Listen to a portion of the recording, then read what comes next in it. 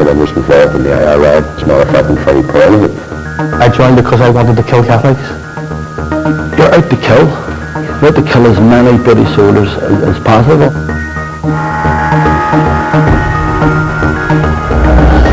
The perpetrators will be questioned directly by the victims. I have nothing to gain by this. You had your hand on the gun. Yes, on I the trigger. weapon. If your hand was on the trigger, who pulled it? My husband went in to rescue people and they blew him up. Now, do you think that it's fair that people do that? No. You killed yourself. You were out to shoot a gunman. You were angry. I was angry. You were very angry. I was angry. You prefer the end. Will you forgive me?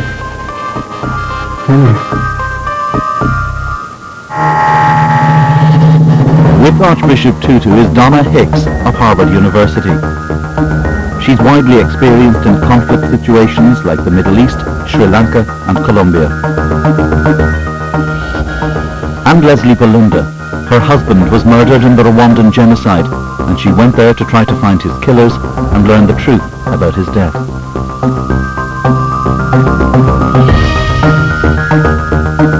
But the guiding presence is a man who knows how to lead people on a journey to honesty.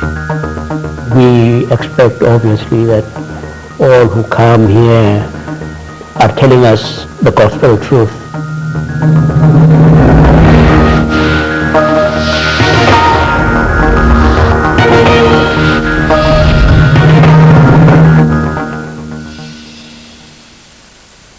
This society has endured extraordinary suffering, and too often lies and silence have stood in the way of truth.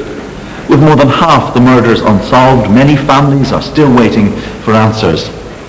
In this program, none of the victims has seen anybody convicted for the attacks which brought agony to their lives. But now they have a chance to face men who belonged to the organizations they blame. These are men with a violent past, but they've chosen to come here to meet these families. A widow and a survivor of the single biggest attack the army suffered at the hands of the IRA come face to face with an ex-IRA man who shot dead an SAS officer.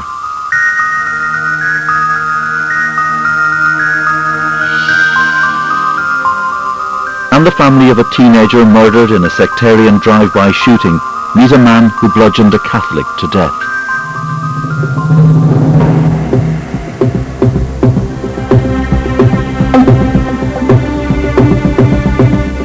But first, a policeman maimed in this rocket attack meets a man who killed security force members for the IRA. In the explosion in 1981, Constable Michael Patterson's arms were blown off. The police officer sitting beside him that day, Constable Alexander Beck, was killed. The attackers have never been caught.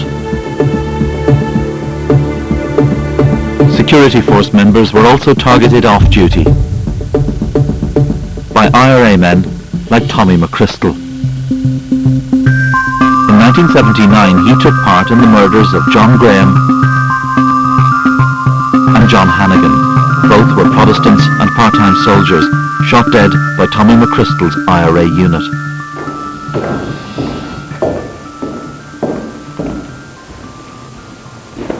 Now the policeman maimed in the Belfast explosion by the IRA, Michael Patterson, has come to meet Tommy McCrystal. Good morning. Thank you so very much for coming. We were very impressed that both of you have been willing to take what is a very courageous step to want to sit at the same table and to engage with one another. Michael Patterson begins by going back 25 years to the day his colleague was killed. I was on an early turn, which meant I was starting duty at 7 a.m. After parading for duty, we went out on mobile patrol, and I had been driving about for some time, and I think it was around about 10:30 in the morning when we were travelling up Suffolk Road in this two-vehicle patrol.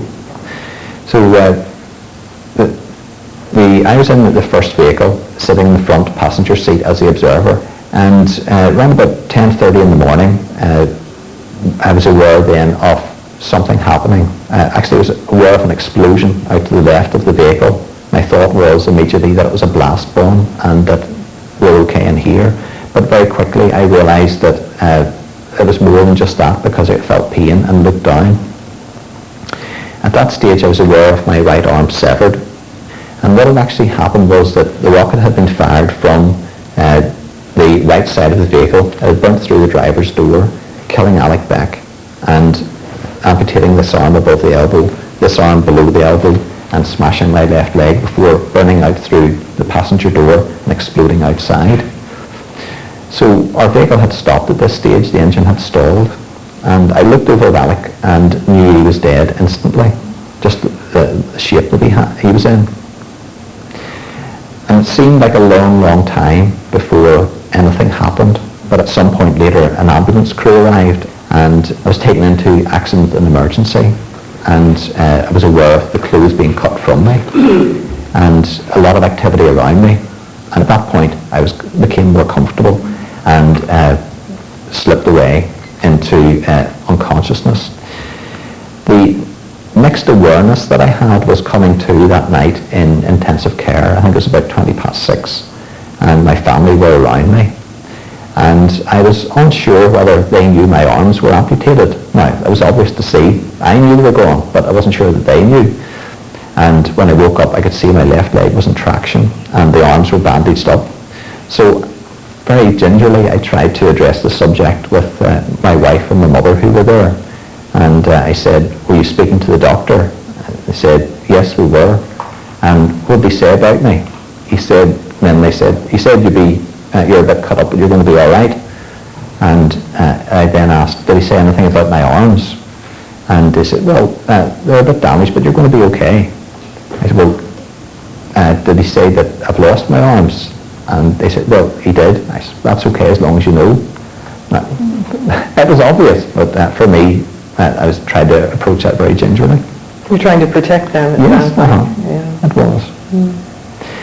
And Can you tell us a bit what it's like learning to live without arms on a day-to-day basis? What are the implications of that for you? initially it was extremely difficult, because the things that I would have taken for granted on a regular basis, then I couldn't do anymore. I couldn't use a knife and fork as I'd done before.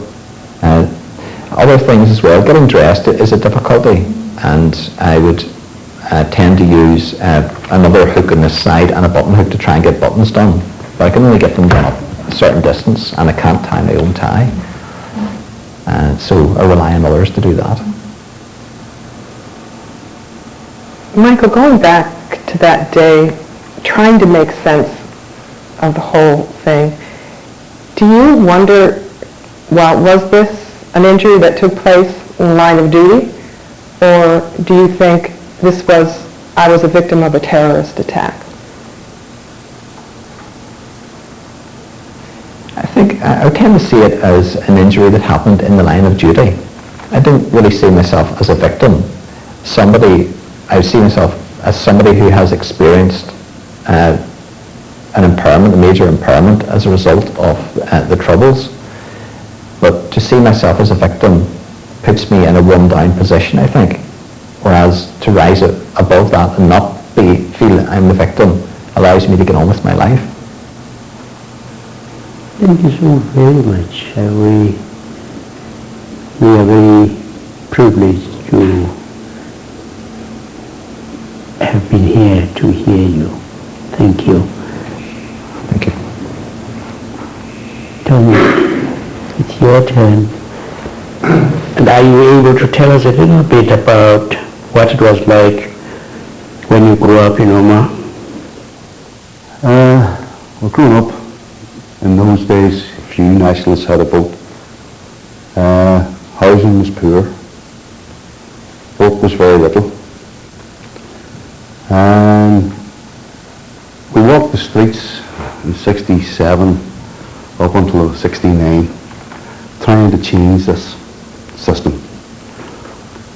But the response to that was the troublemakers to beat them off the streets. And this is the background that brought me to where I decided this has to stop. And by doing that, I joined the Provisional Irish Republican Army. So Tommy, when you decided to join the IRA and you realized that it meant that you would most likely have to kill people, what went through your mind in those days? What went through my mind then was, we have an objective here, and it's to achieve a united country. It wasn't a case of singling out any particular individual. Do you know what I mean? It was... But you did target certain people. Certain people were targeted. And tell us why they were targeted. Because they were members of the British Armed Forces. And why was John Graham targeted? I'm just curious, what was it about John Graham? Well, I was not told You didn't know. what it was about any of these individuals. I was given an operation to carry out. Can you just take us through that and tell us what led up to his death? Well, I was convicted of driving the car on that particular operation. And officially that's what there was. I may have had another part in the operation as well, but because I was convicted of driving the car, that's what I'll stay with, if you understand. So you followed John Graham? No, I was with, we went to a spot where he would be passing. Mm-hmm. And the operation was carried out from there. Unfortunately, Mr. Graham lost his life. Did you see him before you killed him? To be quite honest, no. He was in a milk lorry, and he seemed to have a reinforced door on the lorry. The Armalite rounds were just bracking off the door like powder. At some stage, Mr. Graham got out of the lorry with a rifle in his hand, or what looked like a rifle. And at that stage, those that were involved in the operation felt it was time to withdraw. You know what I mean? And were in the process of doing that. Did he fire at that point? I don't think, to be quite honest with you, I can't remember. You know, because everything reacted so quick. It was firing started. Somebody had to run and get the car. I think it was me. So I don't. Did you fire shots on that day? Yes. It did. Now, whether I fired the shots that actually killed Mr. Graham or not, it's hard to know, because there was few people there. That's all I'm prepared to say on that. You know. When did you know that it was this John Graham? I learned about about 8 or 10 hours later. So when you did discover who it was, what sort of, and that he had been killed, Well, what it was was going saddened, through your mind then? in a way, I was saddened for him and his family. Did you know he had family? Yes, children? I actually knew the man. But on that particular day, I didn't know that that was the man. Do you know what I mean? That's, you see, this is,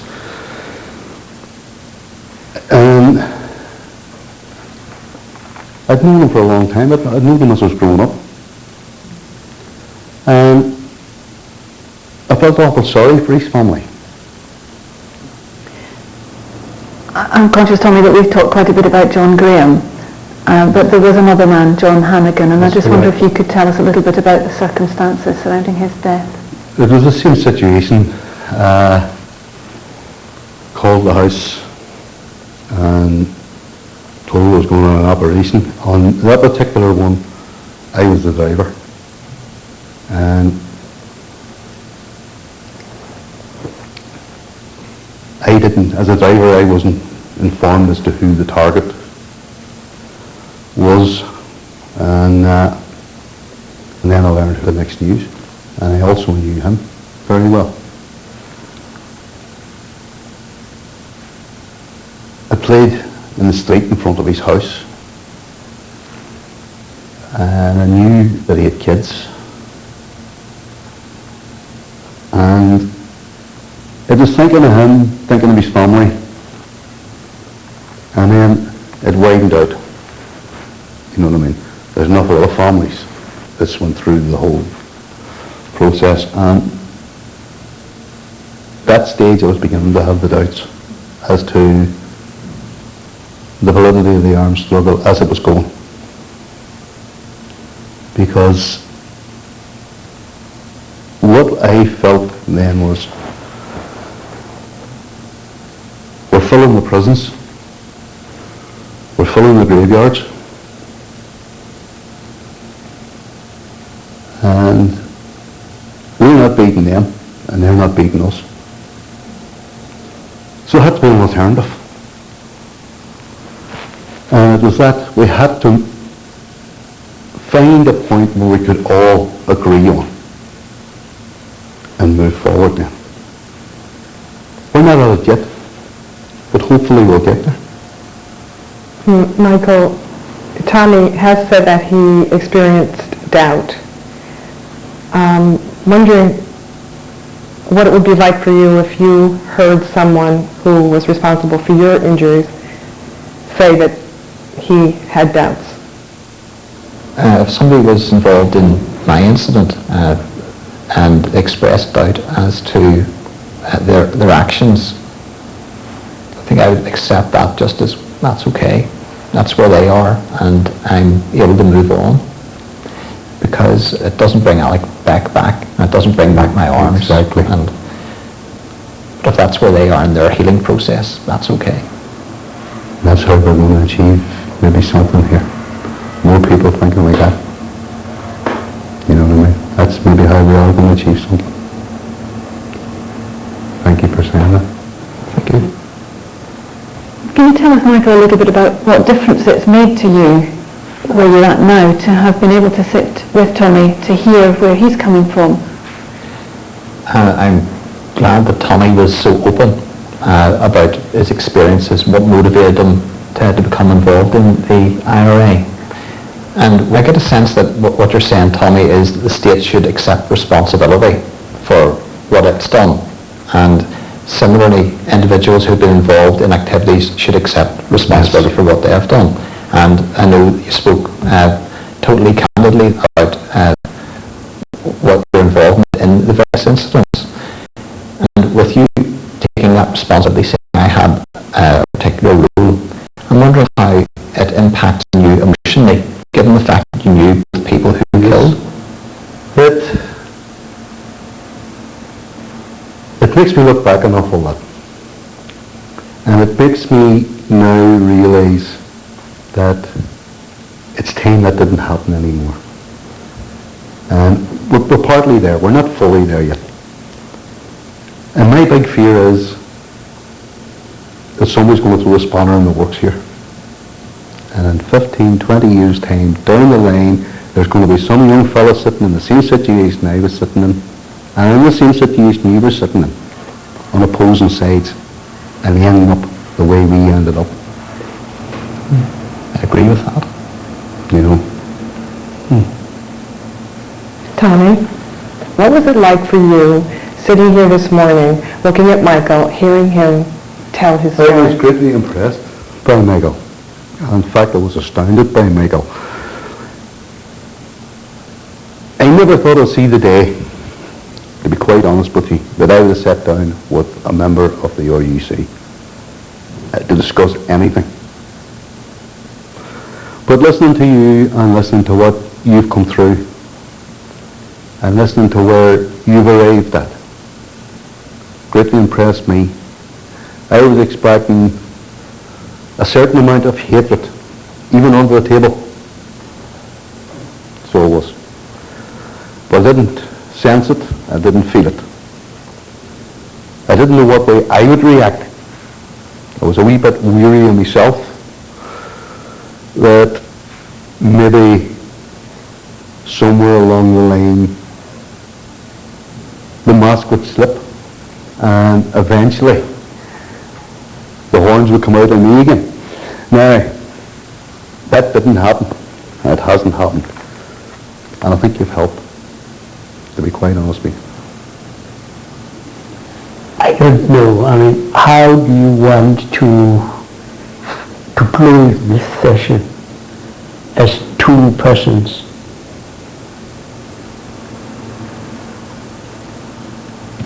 How do you want to close the session? Mm-hmm. Well, I'd be happy to shake your hand, Holly. All the best. Same to yourself. Thank you. This is marvelous. And somehow we hope, I mean, that you could be some of the most powerful instruments for God to make God's world a far better place than it is. God bless you. Thank you. Thank you.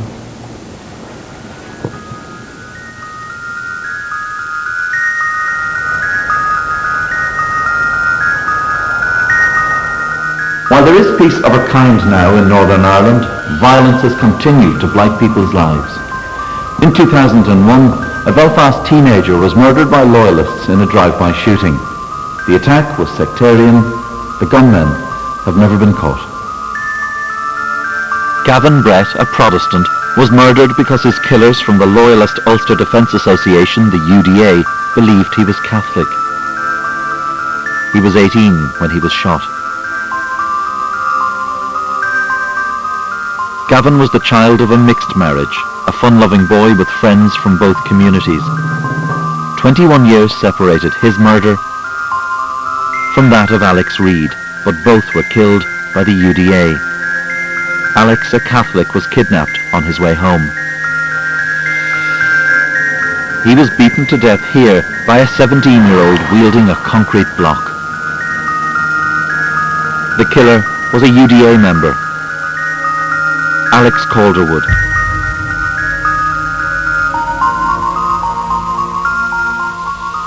Now out of jail, he's agreed to meet the family of that other UDA victim, Gavin Brett.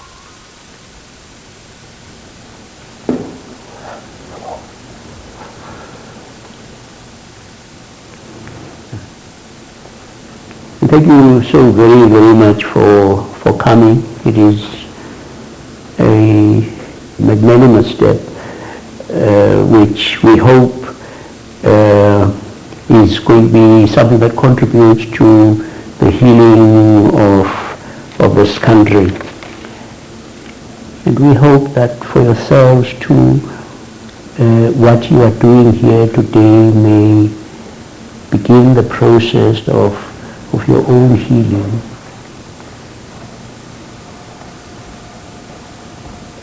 So, Michael, yes? What was Gavin like?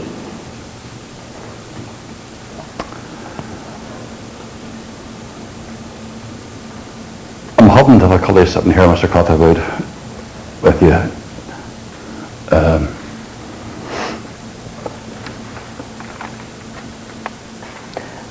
Gavin was very popular, had many friends.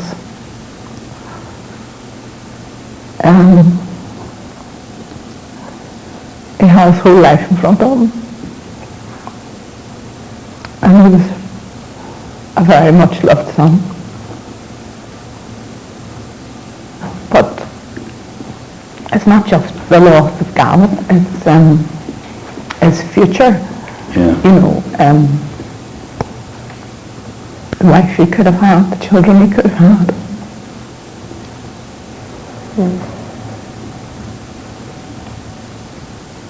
Would you take us back to the day that Gavin was shot? Can you tell us what happened, how your day went?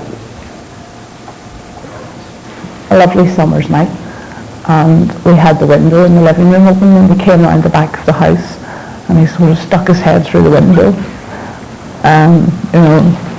this sort of business, and came in and he spoke to him. He said, "I'm way out, see you later."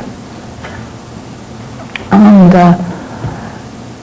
the next thing, the phone rang, and I answered the phone, and a male voice said, "Is that the Brett?" And I said, "Yes." And he said, "You better come round to the front of the estate. Your son's been shot." And Michael, well, you took over everything then. My first reaction was one of anger and shock, obviously, but anger, I was starting through my mind as I raced around to the front of the estate where he was shot. But however, you don't know what you're thinking, really. Anyway, I arrived around the scene, and Jesus, it was awful,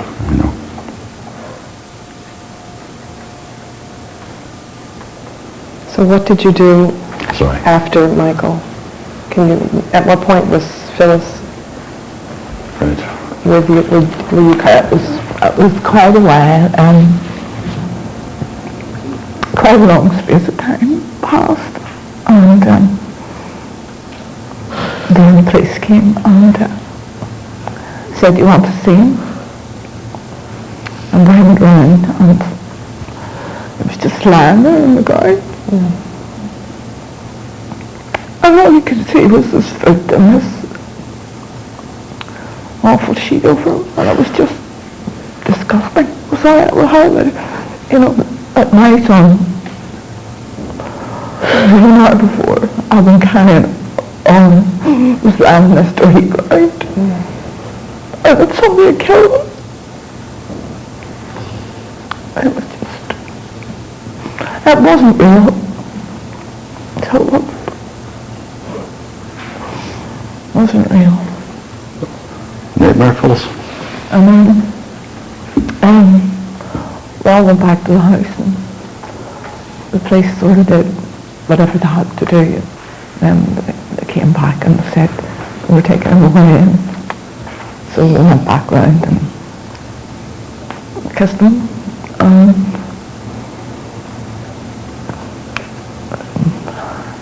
I went back to the house, and everyone was just, the house was full.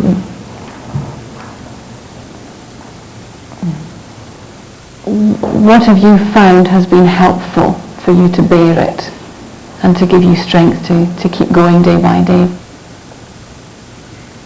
I find my wife a tower of support. There's times that I couldn't cope without her, and that's my support. I claim maybe I'd not be able to speak about Gavin. I'd not be able to put Gavin's words in my mouth and say why did these things occur?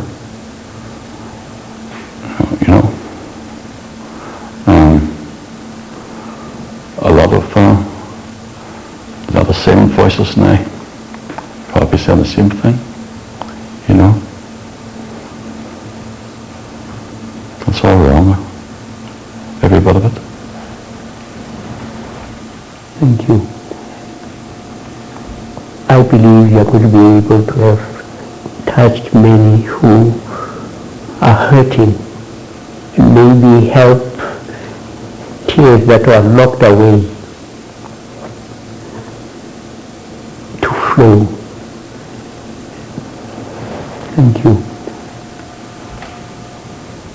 Alex? Okay. Supposing I start at the beginning. I was born in a wee place called Brown Square at the bottom of Shangle Road. And I have to be truthful and say, although I didn't like it, but I grew up as a young boy, as a bigot, hating people from the Catholic community, because my perception at that particular time was that all Catholics were in the IRA.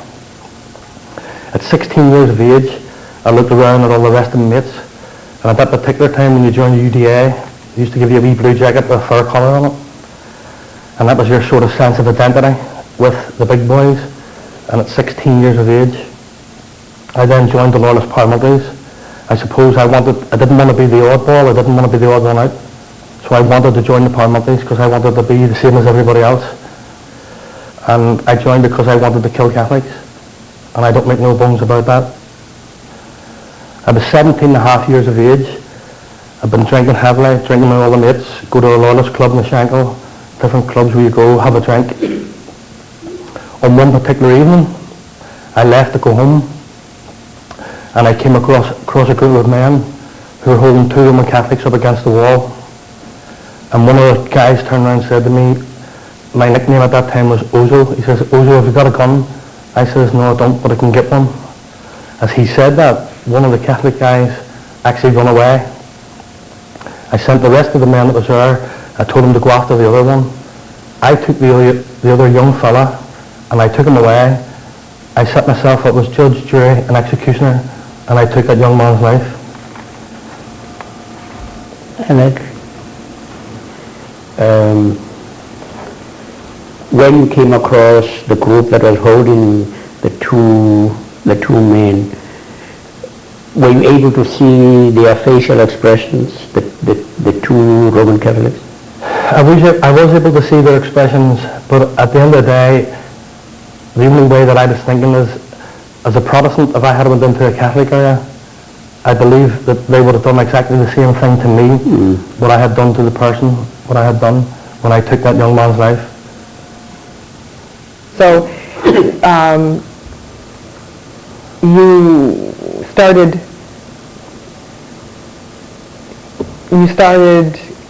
killing this man. Yeah. Did he look at you?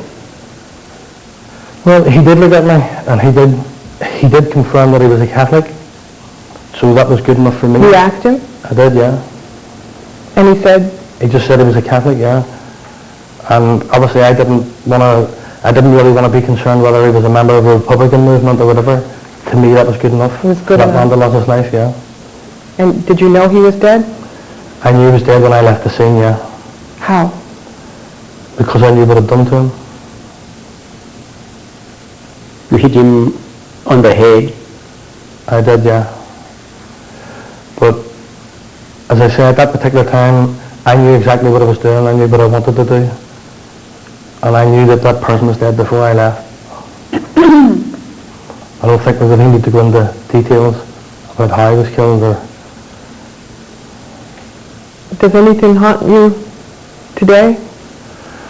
Not now, no. When I was 25 years of age, I made a conscious decision. I was in prison, and I said that I wanted to learn to read and write because I couldn't read and write. So I approached the governor and asked the governor would he give me a remedial teacher. So when I started the process of learning to read and write, when I started reading books, then I started to realise for the first time in my life that not all Catholics were in the IRA, but that was a long, hard process in a sense, because then I'd realised that I'd taken someone's life.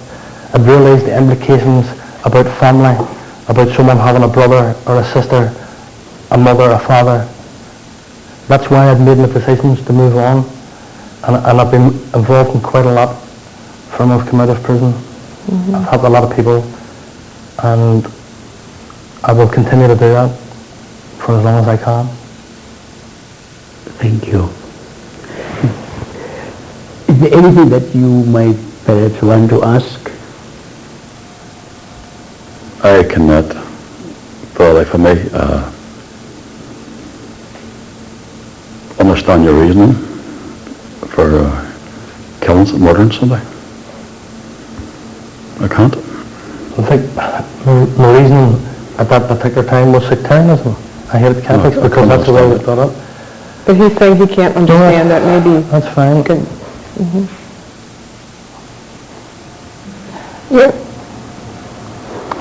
come across to me, maybe I'm wrong, as, very complacent, and that your community had a lot to do with what happened to you.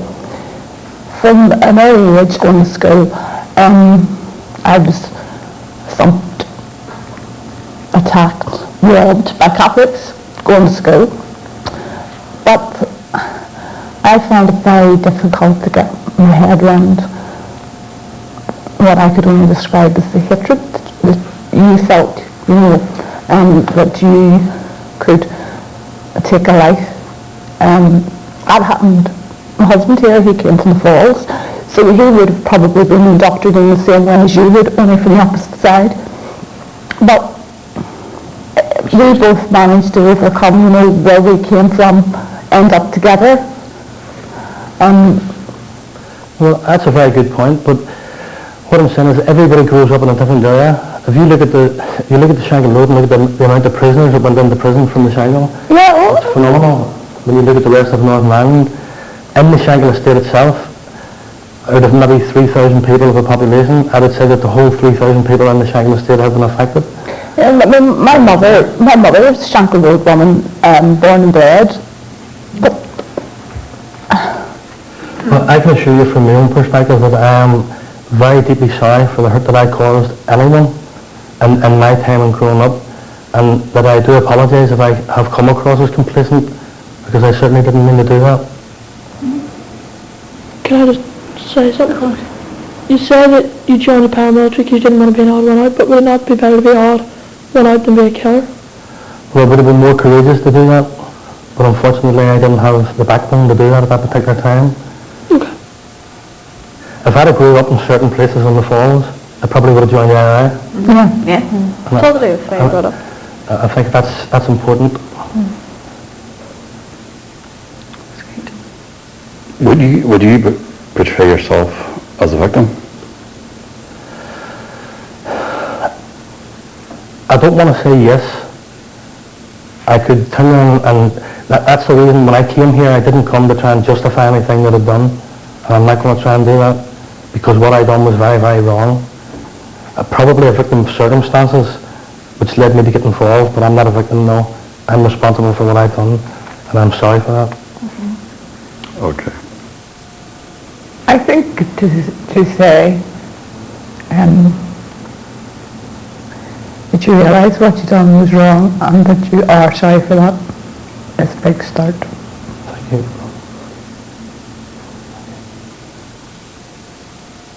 What do you feel, Alec, listening to the family? I feel humbled for the experience that I've received today, and I'll take it away with me for the rest of my life. I won't forget it. Thank you. Thank you. How are you going to say goodbye to each other?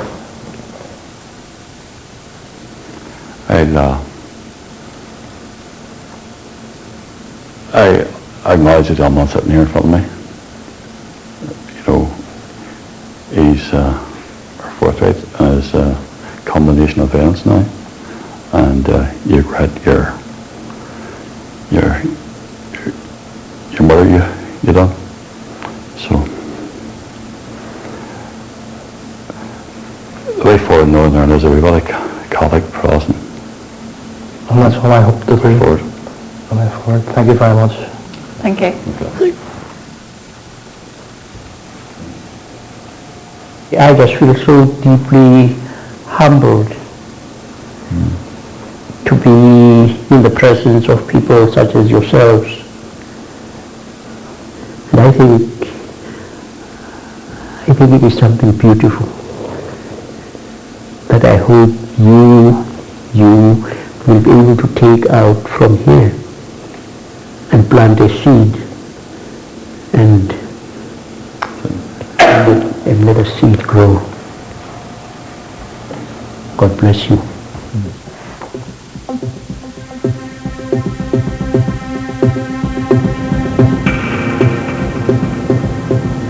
On the same day Lord Mountbatten was murdered, the IRA also launched its deadliest attack on the army, killing 18 soldiers in a double bomb explosion at Narrow Water near Warren Point. But the families who lost loved ones and the men who were injured that day have never seen the bombers convicted. The first bomb killed 6 soldiers in a convoy. The second killed 12 more, among them many who'd gone to help wounded comrades. One of those who lost his life in the second explosion was Sergeant Major Walter Beard. He was married to Josette and had 2 young daughters.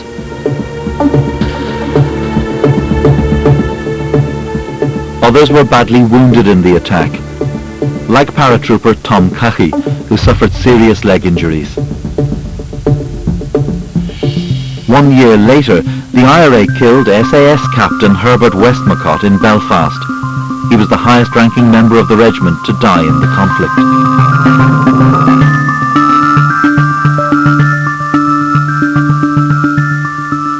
IRA man Joe Doherty was convicted of his murder. He was released from prison under the Good Friday Agreement.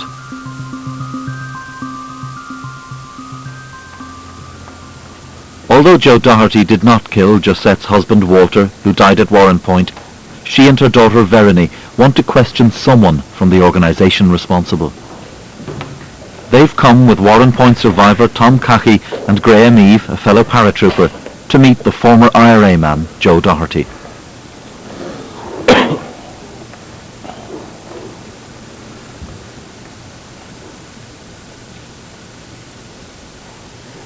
We are very impressed, we are very humbled too, that you would want to come to what is essentially an informal forum. We hope a safe space in which you will, we hope, engage in a dialogue. So, Josette, please. Okay. Well, 26 years ago, I was a very happily married woman with 2 lovely young children, Verony and Claire. Verony's with me here today. And then I had a very loving husband who was devoted to them, who would do anything for them, and basically, when he came home, would take them off my hands and say, "They're mine now." And then all that was blown to pieces by a bomb at Warrenpoint, and I was left devastated for many years. Can you tell us about that? I heard about the explosions. I think the first one was about 5 o'clock. I heard there had been an explosion at Warrenpoint, and I thought, oh God, well, no, we'll be fine. And then it was a bit later, and they said there'd been another explosion. And obviously my husband was killed in the second explosion, so he was going to help people, and then he was blown to pieces, which to me is the worst part of the fact that rescuers were blown to pieces, and I just felt that was so abysmal.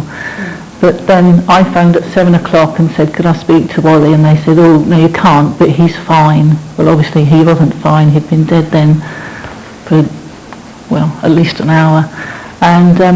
And then I saw a car come into the close where I lived, and one of Walter's best friend, Jerry Davis, got out of the car and said, Josette, put your arms around me. And I said, no, this isn't happening. And then obviously, first thing I said, I want to see him. And they said, no, you don't want to see him. I said, yes, I do. I want to see Walter. I want to see his body. And things got very confused because no one actually came to me with the truth of what had actually happened to Walter on that day. And then it wasn't until 2 years later that I received the real death certificate, and it said disintegration of the body. And I was absolutely devastated 2 years down the line to think that we hadn't buried Walter where we thought we'd buried him. He wasn't been there at all. Can I perhaps ask you how over the years you have thought and felt towards the men who killed your husband? I wanted them dead, to be honest. And then I found that one of them did blow himself up anyway, in a van, I believe, wasn't it? Yeah, he blew himself up. And I was really pleased. Thank you so much for the moment. Mm-hmm. Tom?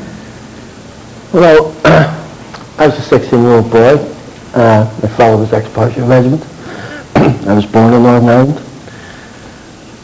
My ambition was always to join the parachute regiment because, foolishly enough, I wanted to jump out of airplanes.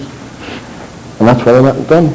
And the night before Warren Point, I was actually at my mother's house with 3 friends on a long weekend. We got the phone call to come back on the Monday, so we went down a day early. En route to Newry, we were blown up. I was in the first explosion.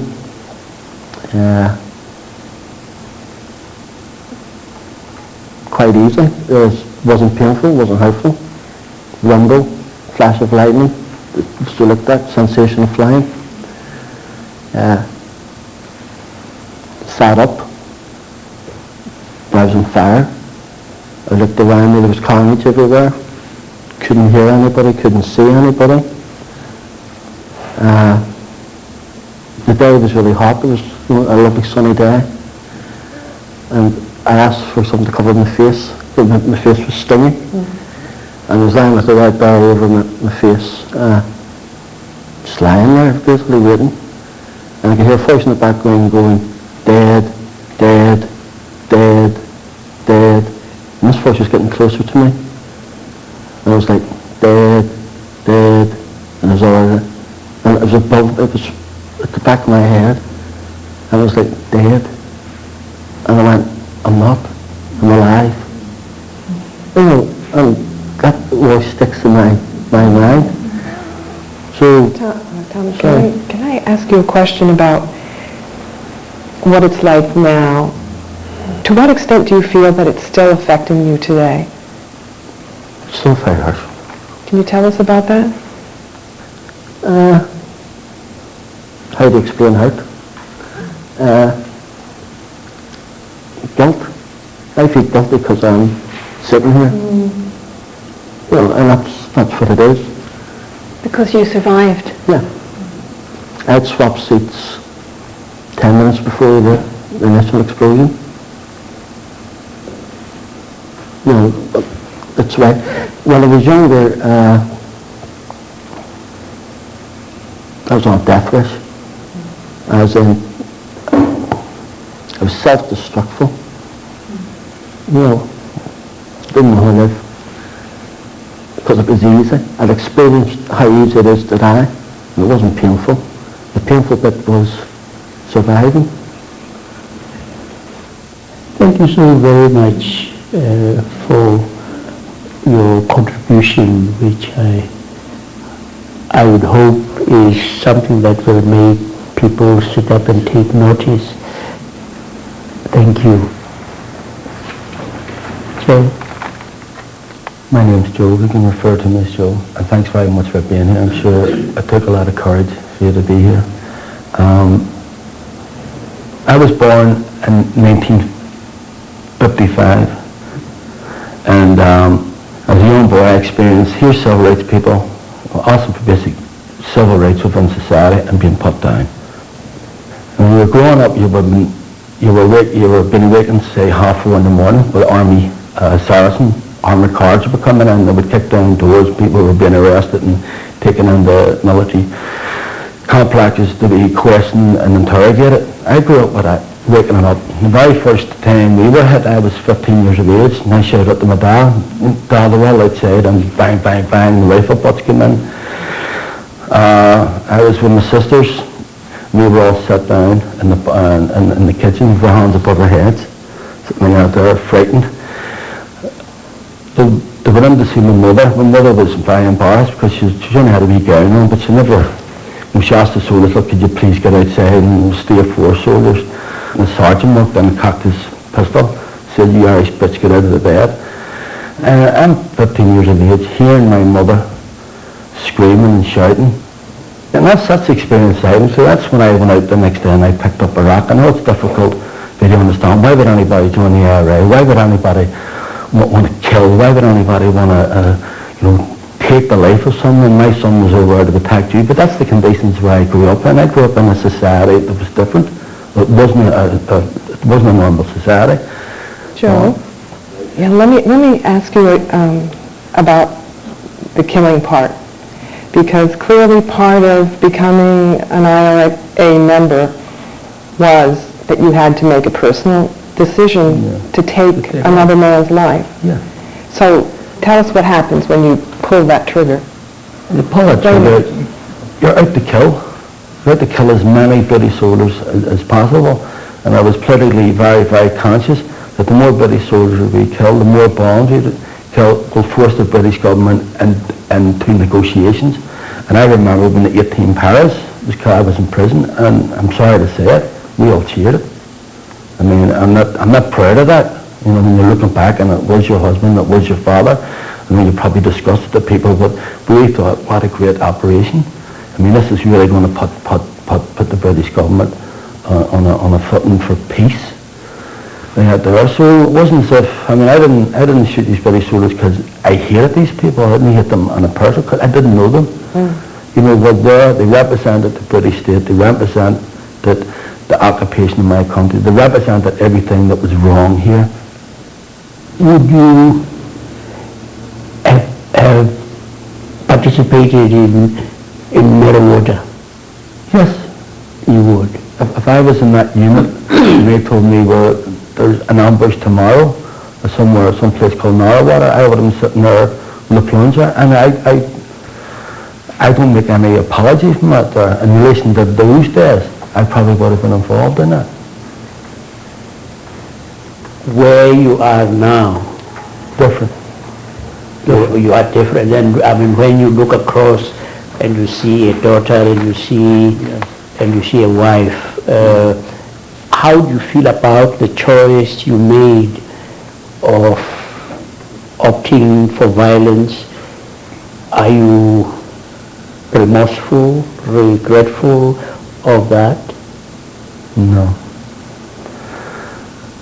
I don't have any remorse, or even, I'm very concerned about this remorse, because it means guilt. It means that I was guilty of something. Regretting that, not just about the death of that soldier that was killed. I mean, I regret everything that happened. I regret that the civil rights movement was put down. I regret that the government was more open to change. And of course, on a personal level, I regret that soldier had died. Herbert should be with his kids now. But not in the sense of any shame, not in the sense of any remorse or any guilt. You know, but of course, on a human level, being a Christian, I'm sorry that he died.